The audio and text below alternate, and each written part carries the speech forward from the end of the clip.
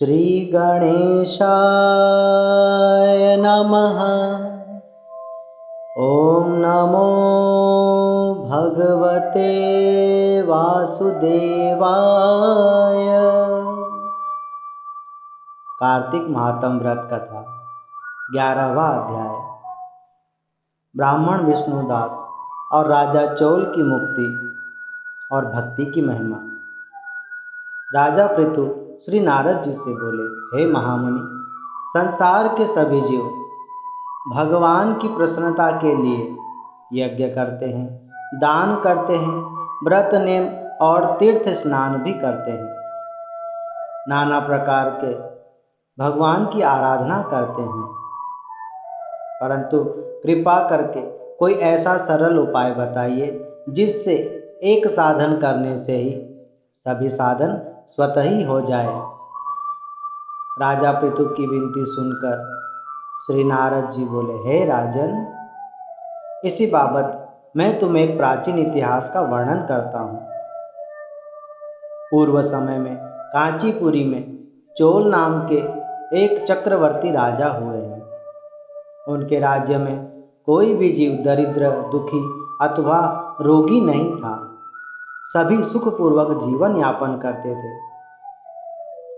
ताम्रपर्णी नदी के किनारे पर उन्होंने बहुत यज्ञ किए थे। उन्होंने इतने यज्ञ किए थे कि उनकी गिनती नहीं हो सकती। एक समय की बात है, राजा चोल अनंत शयन नामक तीर्थ में गए, जहाँ भगवान श्री विष्णु योग निद्रा में आसीन थे। वहाँ भगवान के दिव्य विग्रह की विधि पूर्वक पूजा की। मणि, मोती और स्वर्ण के बने हुए फूलों से उन्होंने पूजन किया और प्रणाम किया। ध्यान में बैठे हुए थे। उसी समय उनकी दृष्टि भगवान की पूजा करने के लिए आते हुए ब्राह्मण पर पड़ी, जो वहीं के निवासी और उनका नाम विष्णुदास था। वे भगवान की पूजा के लिए अपने हाथ में तुलसी दल और जल लिए हुए थे। निकट आने पर भगवान की मूर्ति की पूजा करने लगे। भगवान विष्णु के सहस्त्र नाम स्तोत्र का पाठ कर तुलसी के पत्र भगवान पर चढ़ाने लगे। राजा चोल ने जो पहले रत्नों और स्वर्णों से पूजा की थी, वह सब पूजन सामग्री तुलसी की पूजा से ढक गई। यह देखकर राजा को क्रोध आ गया और बोले, हे ब्राह्मण, मैंने मणियों और रत्न स्वर्ण से भगवान की पूजा की थी। वह कितनी शोभा पा रही थी, किंतु तुमने तुलसी पत्र चढ़ाकर सब ढक दिया। मुझे तो ऐसा जान पड़ता है कि तुम बड़े मूर्ख हो। तुम्हें भगवान की भक्ति का बिल्कुल भी नहीं पता। तभी तो तुम अत्यंत सुंदर सजी सजाई पूजा को पत्तों से ढके जा रहे हो और भगवान की शोभा घटा रहे हो। तुम्हारे इस बर्ताव पर मुझे बड़ा आश्चर्य हो रहा है। ब्राह्मण विष्णुदास बोले, हे राजन, तुम्हें भक्ति का कुछ भी ज्ञान नहीं है। तुम बस अपने धन, सांसारिक वैभव और राज्य के अभिमानवश ऐसी बातें कर रहे हो। क्या तुमने कभी ऐसा व्रत किया है? ब्राह्मण के वचन सुनकर राजा हंसते हुए बोले, हे ब्राह्मण, तुम्हें तो यूं ही भक्ति का बड़ा अभिमान है, परंतु आज तक तुम दरिद्र और निर्धन ही हो। तुमने भगवान को संतुष्ट करने वाले यज्ञ और दान कभी नहीं किए, जिससे भगवान प्रसन्न होते हैं। और ना तुमने कभी कोई मंदिर या शिवालय बनवाया। देखना, तुमसे भी पहले मैं ही भगवान के विष्णु लोक में जाऊंगा। इस प्रकार दोनों में बहस छिड़ गई कि कौन पहले विष्णु लोक में जाएगा। फिर राजा अपने राजभवन में आ गए और महर्षि मुद्गल को आचार्य बनाकर वैष्णव यज्ञ का अनुष्ठान आरंभ कर दिया, जिसमें बहुत से ऋषि मुनियों को बुलाया और बहुत दान दक्षिणा आदि बांटी गई। और इधर ब्राह्मण विष्णुदास वहीं भगवान के मंदिर में ठहर गए और भगवान विष्णु को प्रसन्न करने के लिए नियम पूर्वक पूजा करने लगे। माघ महीने और कार्तिक महीने में व्रत रखना, तुलसी का वृक्ष लगाकर उसकी सेवा करना, एकादशी के संपूर्ण व्रत करना और नित्य ओम नमो भगवते वासुदेवाय, ओम नमो भगवते वासुदेवाय इस मंत्र का निरंतर जाप करना। उठते बैठते सोते जागते बस भगवान विष्णु का ही जाप करते। इस प्रकार दोनों अपने अपने श्रद्धा और सामर्थ्य अनुसार भगवान को प्रसन्न करने लगे।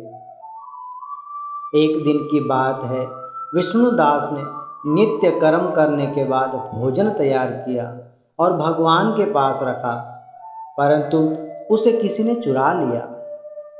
विष्णुदास ने देखा कि भोजन तो है नहीं और अब दोबारा भोजन बनाने का समय भी नहीं है।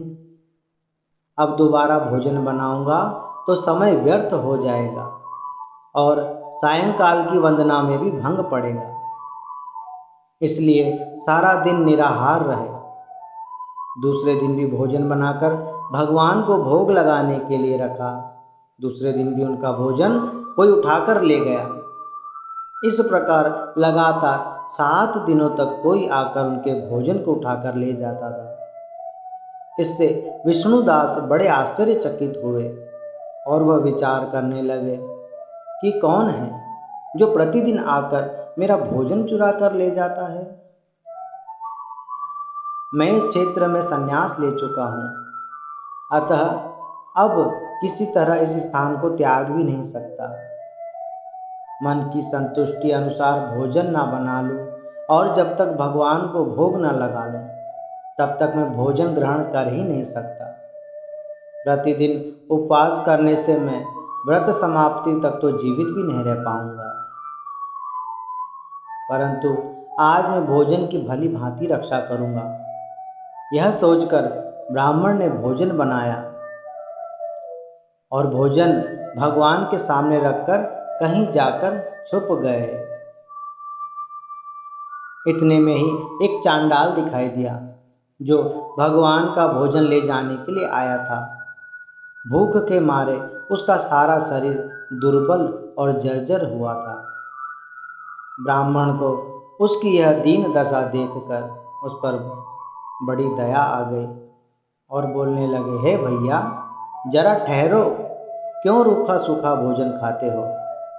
रूखा सूखा अन्न खाने से तुम्हारा पेट नहीं भरेगा, इसलिए मेरे पास घी है, इसे भी ले लो। ब्राह्मण के वचन सुनकर चांडाल एकदम घबरा गया और भागने के लिए उठा तो वो वहीं मूर्छित होकर गिर पड़ा। फिर ब्राह्मण ने आकर उसे उठाकर अपनी गोद में लेकर उसे हवा करने लगे।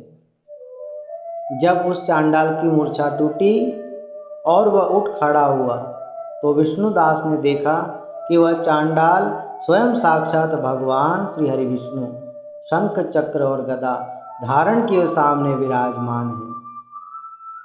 वह ब्राह्मण अभी भी भगवान के उस रूप को ही हवा करने में लगे हुए हैं।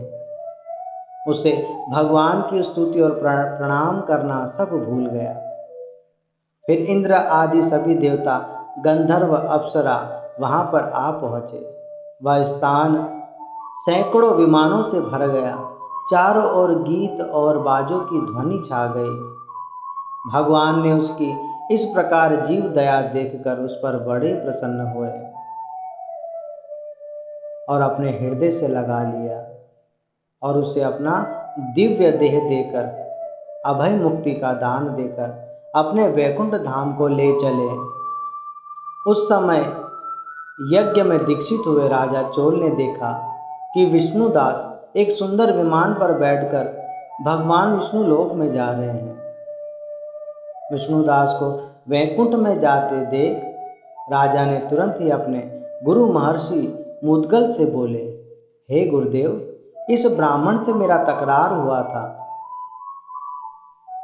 और उस कारण से मैंने यह यज्ञ, दान, हवन आदि कर्म का अनुष्ठान किया, परंतु विष्णुदास ने ना कोई दान किया, ना कोई यज्ञ, ना कोई आहुति दी और ना किसी को दक्षिणा देकर प्रसन्न किया, परंतु फिर भी मुझसे पहले ही वह दिव्य देह धारण कर भगवान के वैकुंठ में जा रहा है। भगवान अब तक मुझ पर प्रसन्न नहीं हुए और इस ब्राह्मण को केवल भक्ति के कारण ही भगवान श्री हरि ने प्रत्यक्ष दर्शन दे दिया। हे गुरुदेव, अब मैं समझ गया हूँ कि भगवान विष्णु केवल दान और यज्ञ से प्रसन्न नहीं होते। उनका दर्शन कराने में भक्ति ही मुख्य और प्रधान कारण है। इसलिए भगवान को भक्ति अत्यंत प्रिय है। इतना कहकर राजा चोल ने अपने भांजे को राज्य सिंहासन की जिम्मेदारी सौंप दी, क्योंकि उन्हें कोई पुत्र संतान नहीं थी। यही कारण है कि उस देश में अब तक भांजे को ही राज्य का उत्तराधिकारी बनाया जाता है। तत्पश्चात राजा चोल यज्ञशाला में गए और यज्ञ कुंड के सामने भगवान श्री विष्णु को संबोधित करते हुए 3 बार बोले, हे भगवान विष्णु, आप मुझे मन, वाणी, शरीर और क्रिया द्वारा अपनी परम प्रिय स्थिर भक्ति प्रदान कीजिए। यह कहकर वे देखते ही देखते अग्नि कुंड में कूद पड़े। राजा का यह हाल देख उस समय मुद्गल ऋषि ने क्रोध में आकर अपनी शिखा उखाड़कर यज्ञ में डाल दी। तभी से आज तक उस गोत्र में उत्पन्न होने वाले समस्त मुद्गल ब्राह्मण बिना शिखा के ही रहते हैं। राजा जो ही अग्नि कुंड में कूदे, उसी समय भगवान विष्णु प्रकट हो गए और उन्होंने राजा को अपने हृदय से लगाकर विमान पर बैठाया और उसे दिव्य रूप देकर अपने वैकुंठ धाम में ले गए और दोनों ने परम पद प्राप्त किया। वे दोनों भक्त भगवान के पार्षद बने। जो विष्णुदास थे वह पुण्यशील बने और जो राजा चोल थे वह सुशील नाम से प्रसिद्ध हुए। यह दोनों भगवान के पार्षद बने। पद्म पुराण कार्तिक मास महात्म ब्राह्मण विष्णुदास और राजा चोल की मुक्ति और भक्ति की महिमा बाबत 11वां अध्याय समाप्त।